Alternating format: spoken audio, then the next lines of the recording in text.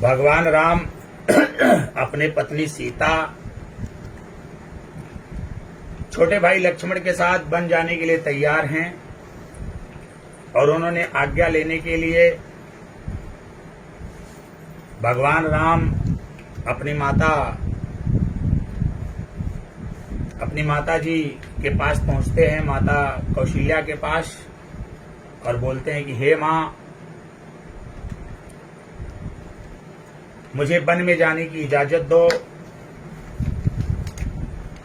मुझे वन में जाने की आज्ञा दो। माता आश्चर्यचकित हो गई। उन्होंने कहा, पुत्र, अभी तो तुम्हारा राज्याभिषेक होने वाला था, फिर ये अचानक में कैसी योजना बन गई जो तुम वन में जाने के लिए मुझसे आज्ञा लेने आए हो। भगवान राम ने कहा, पिताजी का आदेश है कि मैं 14 वर्ष के लिए वनवास चला जाऊं और भरत को राजगद्दी मिलेगी, भरत राजा बनेंगे। मां ने कहा, बेटा, एक पुत्र पर जितना पिता का अधिकार होता है उतना ही माता का भी अधिकार होता है। तो अगर पिता ने अपने अधिकार का प्रयोग करके तुम्हें वन में जाने के लिए कहा है, तो मैं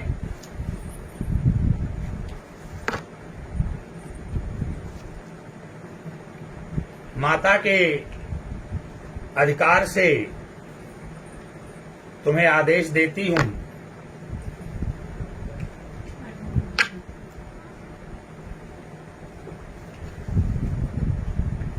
कि तुम्हें वन में नहीं जाना है और तुम माता की आज्ञा का पालन करो और वन में ना जाओ। भगवान राम ने कहा कि माता का भी आदेश मिल चुका है। उन्होंने कहा, कैसे? मैं तुम्हारी माता हूं और मैंने तो तुम्हें वन में जाने के लिए कोई आदेश दिया ही नहीं।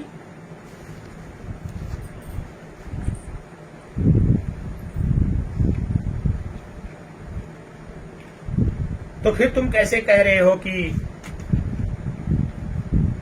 माता का भी आदेश मिल चुका है? उन्होंने कहा कि माते, मेरी परम आदरणीय माता कैकेयी माता जी ने मुझे वन में जाने का आदेश दिया है, वन में जाने की आज्ञा दिया है। कौशल्या माता ने एक बार भी नहीं कहा कि वो कौन होती है, पैदा तो तुम्हें मैंने किया है, तो कैकेयी को कैसे अधिकार मिल गया तुम्हें वन में भेजने का। आजकल की माताएं होती तो आजकल की माताएं जरूर कहती कि तुम मेरे लाल हो, वो कौन होती है आदेश देने वाली। लेकिन नहीं, ये भगवान राम का परिवार है, इसीलिए कहते हैं कि भगवान राम का परिवार अनुकरणीय है। इसीलिए रामचरितमानस रामायण आपके घर के अंदर जरूर होना चाहिए। परिवार के बीच किस प्रकार का मेल जोल होना चाहिए, रामचरितमानस हमें सिखाता है। कौशल्या माता ने एक बार भी नहीं कहा कि नहीं कैकेयी कौन होती है, बल्कि कौशल्या माता ने कहा कि ठीक है, जब माता ने आदेश दे दिया तब तो तुम्हें वन में अवश्य जाना चाहिए। बाबा गोस्वामी तुलसीदास जी बड़े सुंदर शब्दों में लिखते हैं कि जव पीतु मातु, बहुत सुंदर शब्दों में लिखा। माता कौशल्या ने राम से कहा कि जव पीतु मातु, अरे देहि बन जाना, जव पीतु मातु, देहि बन जाना, जव पीतु मातु, हे जव पीतु मातु, अरे देहि बन जाना, जव पीतु मातु, देहि बन जाना, तव तुहि कानन सतयवध समाना, तव तुहि कानन सतयवध समाना, जव पीतु मातु, अरे देहि बन जाना जो पितु मातु। तो इस प्रकार जब माता जी ने आदेश दे दिया है, बेटा राम, कैकेयी माँ ने आदेश दे दिया है तो तुम जाओ, तुम्हारे लिए जंगल सैकड़ों अयोध्या के ऐश्वर्य से भी बढ़कर है, क्योंकि माता और पिता के आज्ञा का पालन करना तुम्हारा सबसे बड़ा धर्म है। और रघुकुल वालों की बहुत बड़ी विशेषता थी, वो अपने प्राणों को तो त्याग सकते थे लेकिन अपने वचन को कभी नहीं त्याग सकते थे। बाबा गोस्वामी तुलसीदास जी ने बड़े सुंदर शब्दों में लिखा है कि रघुकुल रीति अरे सदा चली आई, रघुकुल रीति सदा चली आई, हे रघुकुल रीति, हे रघुकुल रीति सदा चली आई, प्राण जाय पर वचन न जाई, प्राण जाय पर वचन न जाई, जव पितु मातु अरे देहि बन जाना, तव तो ही कानन सत अवध जमाना, जव पितु मातु।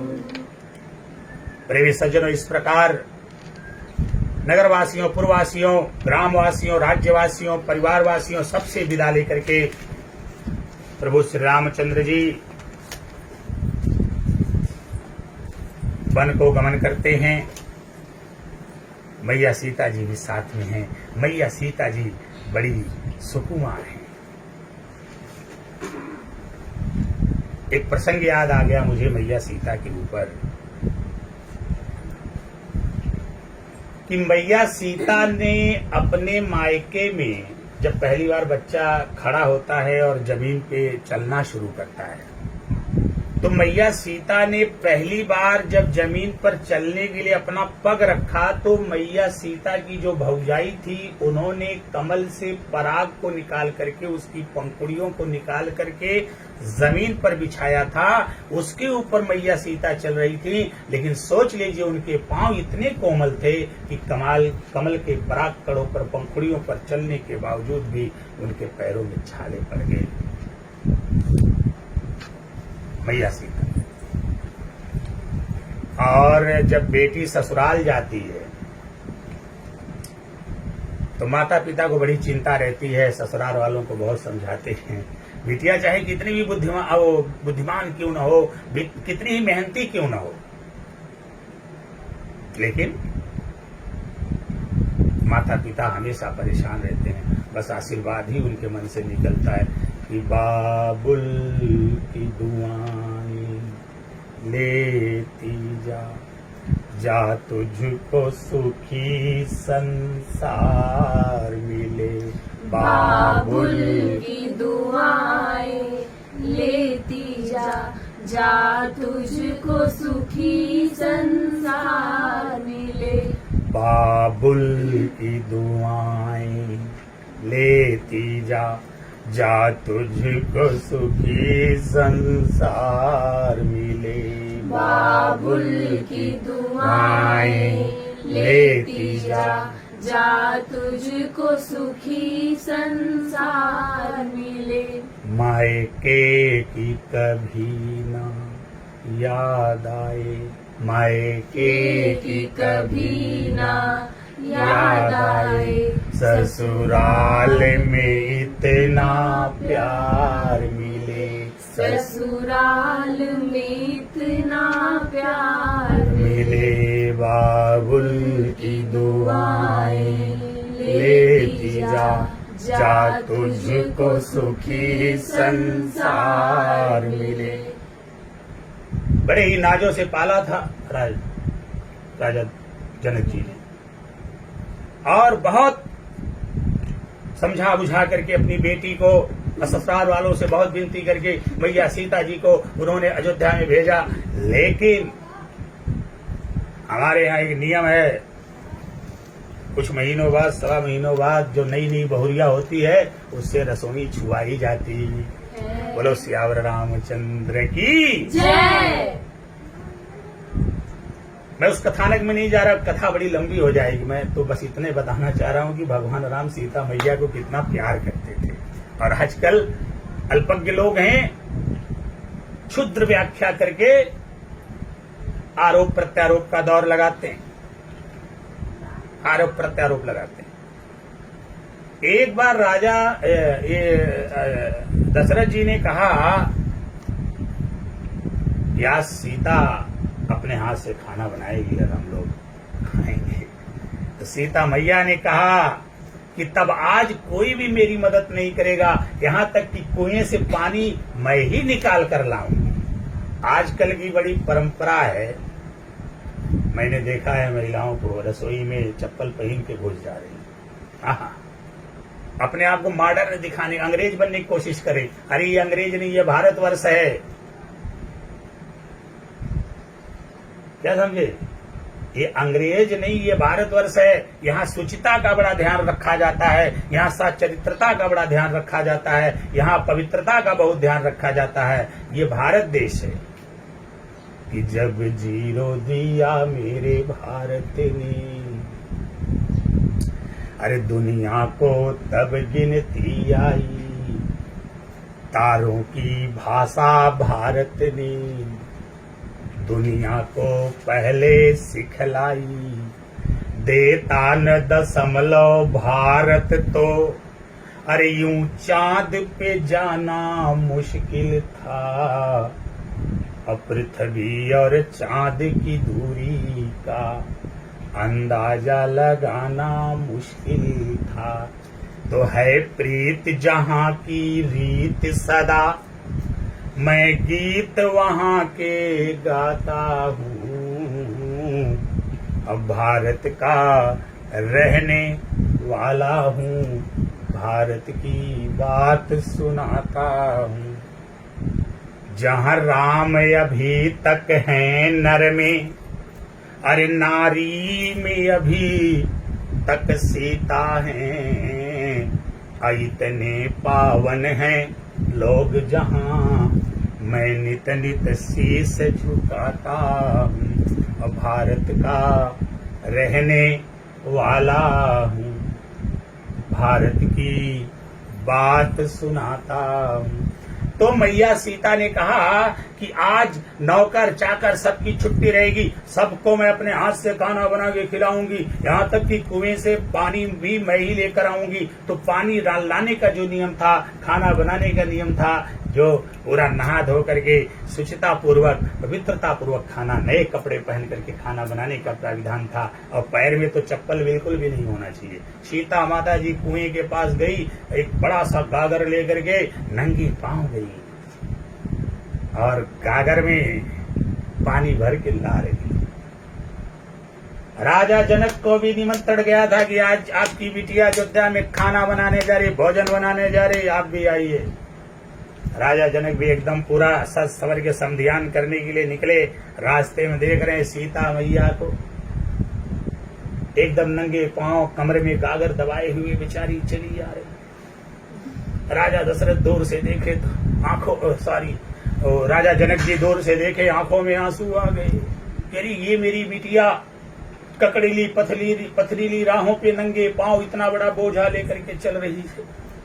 ये हमारी वही बिटिया है जिसने जब पहली बार डग भरा था, इसकी भाऊज ने इसके कदमों के नीचे कमल की पंखुड़ियों को बिछाया था, फिर भी ये छाले पड़ गए थे। आज इसके पांव की क्या दुर्दशा हुई होगी। अपनी बिटिया की ये दशा देख करके राजा जनक जी की आंखों में आंसू आ गए और बेटी के सामने आकर के रोने लगे। बिटिया ने पूछा, मैया सीता ने पूछा, पिताजी अब रो क्यों रहे हैं? उन्होंने कहा, बिटिया जब तू जनकपुर में पहली बार चली थी तो तुम्हारे पांव के नीचे कमल की पंखुड़ियों को बिछाया था तुम्हारी भौजाई ने, और तब तुम्हारे पैरों में छाले पड़ गए थे। आज तुम अयोध्या की इस ककड़ीली पथरीली राहों में नंगे पांव इतना बोझा लेकर के जा रही हो। तुम्हारा क्या हस्र हो रहा होगा, तुम्हारे पैरों की क्या दशा हुई होगी, ये सोच करके मेरा कलेजा फटा जा रहा है। मुझे नहीं पता था कि राजा दशरथ तुम्हारे साथ ऐसा करेंगे। और सीता मैया ने हंसकर जवाब दिया, पिताजी आप खामखा परेशान हैं, आप झूठे परेशान हैं। मुझे किसी ने न कोई सजा दिया है, न किसी ने मुझे कोई काम दिया है। ये जो कुछ मैं कर रही हूँ आज अपने मन से कर रही हूँ, अपने प्रसन्नता से कर रही हूँ। वो मामूली कमल की पंखुड़ियां थी, इसलिए मेरे पांवों में छाले पड़ गए। यहाँ तो मेरे प्रभु भगवान श्री राम, जिन्हें लोग प्यार से नील कमल कहते हैं, उनके परागकणों की पंखुड़ियां इन धूल कणों में मिली हुई हैं, इसलिए छाले पड़ने वाले नहीं हैं। और रही बात आपको इतनी माया है, मुझे पता है हर बाप को अपनी बेटी की ज्यादा माया रहती है, जबकि हर बाप अपनी बेटी से नैयर में ज्यादा काम करवाता है, उसके बाद ससुराल में थोड़ा सा काम करता हुआ देख लेता है तो उसको तकलीफ होती है। आप हमको इतना सुकुमार, इतना कोमल कह रहे हैं। ये बताइए, देश देश के राजागण आए थे धनुष को उठाने के लिए, कोई धनुष उठा पाया था? बोले नहीं। लेकिन सीता मैया ने कहा कि मैंने उस धनुष को उठा करके इस जगह से उठा के उस जगह कर दिया था, मायके में तो मैंने उतनी बड़ी चीज उठा लिया। तब तो आप बड़े खुश हो गए, ढिढोरा पिटवा दिए कि जो इस धनुष को तोड़ेगा उसके साथ सीता का विवाह होगा। आज एक छोटा सा घड़ा उठाई हूँ तो आपकी आंखों में आंसू हैं। पिताजी मैं बहुत खुश हूँ, अब ऐसा मत कहिएगा, प्रसन्नता पूर्वक चलिए। आज मैं रसोई बना रही हूँ और रसोई का भोजन ग्रहण करिए। ये प्रसंग है, लेकिन आइए हम आपको यहाँ पर बताना चाह रहे हैं किस प्रकार से भगवान राम मैया सीता को सर्वाधिक प्यार करते थे। कुछ लोग होते हैं प्यार जताते हैं, कुछ लोग होते हैं प्यार बताते हैं, और कुछ लोग होते हैं मन ही मन मुस्कुराते हैं। और राम भगवान हमको लगता उन्हीं में से थे, मन ही मन। मैया सीता जी इतनी सुकुमार थी, लेकिन सोचो पति की सेवा करने के लिए उन्होंने वन में जाना स्वीकार किया। भगवान राम ने कहा, ककीड़ेले पथरीले रास्ते पड़ेंगे, झाड़ झंखारियां पड़ेंगी, खूंखार जानवर मिलेंगे, राक्षस आदि मिलेंगे। किस तरह से तुम रहलों में रहने वाली राजकुमारी हो, किस तरह से ये दिन दुखों को बर्दाश्त करोगी? मैया सीता ने कहा, जब मैं राजकुमारी थी तब थी, जब मैं किसी की बेटी थी तब थी, आज मैं आपकी पत्नी हूँ। और एक पत्नी का पति धर्म कहता है, एक पत्नी का धर्म कहता है कि पति के सुख दुख में पति का साथ देना चाहिए। बोलो सियावर रामचंद्र की जय। इसलिए मैया सीता जी साथ में निकली, और जैसे ही साथ में निकली, निकलने तो निकल गई पति प्रेम में, लेकिन सच्चाई क्या है?